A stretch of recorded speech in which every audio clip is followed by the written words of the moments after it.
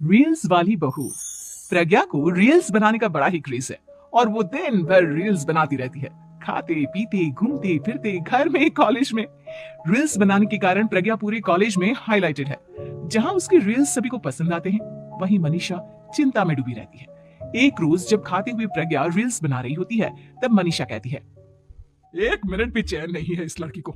यह नहीं कि खाना तो आराम से खा ले, लेकिन नहीं, अरे थोड़ी देर रील्स नहीं बनाओगी तो आसमान नहीं टूट पड़ेगा। अरे मम्मी, इसी को तो कहते हैं डिटर्मिनेशन। तुम नहीं समझोगी ये सब। भगवान, इस लड़की को सद्बुद्धि दे। जब देखो तब टेढ़ा बाका मुंह बनाती रहती है। मनीषा की बात का प्रज्ञा पर जरा भी असर नहीं होता और वो खाते खाते रील्स बनाती रहती है। दिन बीतने लगते हैं और देखते देखते प्रज्ञा का कॉलेज भी खत्म हो जाता है। आए दिन कोई ना कोई मनीषा को प्रज्ञा की शादी करवाने का सुझाव दी जाता है। सब ठीक ही कहते हैं, प्रज्ञा की शादी कर देनी चाहिए। अपने घर के कामकाज में व्यस्त हो जाएगी तो खुद ही ये रील्स और नाच गाना बंद हो जाएगा। मनीषा और प्रेम प्रज्ञा के लिए एक अच्छा लड़का ढूंढने लगते हैं और तभी विकी का रिश्ता प्रज्ञा के लिए आता है, जिसने प्रज्ञा को उसकी रील्स देखकर पसंद कर लिया था। अगले दिन विकी अपने माता पिता के साथ प्रज्ञा के घर पहुंच जाता है और प्रज्ञा साड़ी पहने हाथों में चाय की ट्रे लिए उनके सामने आती है। जब विकी को पसंद है तो हमें भी बहू पसंद है। बहन जी, आप बारात की तैयारी कीजिए। एक बार लड़का लड़की अकेले में बात कर ले तो अच्छा रहेगा। हाँ हाँ, क्यों नहीं। मनीषा विकी को प्रज्ञा के कमरे में भेजती है, जहाँ प्रज्ञा पहले से ही रील्स बना रही होती है। तभी विकी कहता है, आ गए आपके साजन जी। हमारे साथ ये रील्स कंप्लीट करती तो और भी अच्छा रहता। अच्छा जी, अब आ ही गए हैं तो बना ही लेती हूँ आपके साथ। दोनों मिलकर रील्स बनाते हैं। जब वी मीट और तुरंत पोस्ट भी कर देते हैं। फिर विकी कहता है, जब आप साड़ी में चाय लेकर आए तब मुझे लगा कि कहीं मैं गलत घर में तो नहीं आ गया। आप सही है। दोनों की शादी पक्की हो जाती है और शादी के दिन भी प्रज्ञा रील्स बनाने से चुकती नहीं। यहाँ तक कि बारात के समय भी नाचते हुए रील्स बनाती है।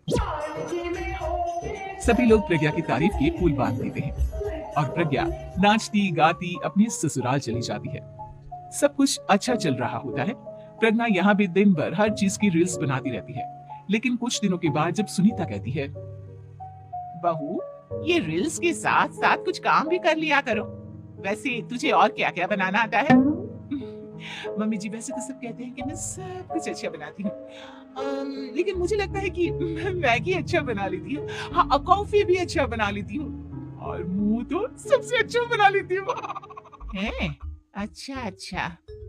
सुनीता अपना माथा पकड़ लेती है और कहती है, बहू, कुछ खाना बनाना भी सीख लेती।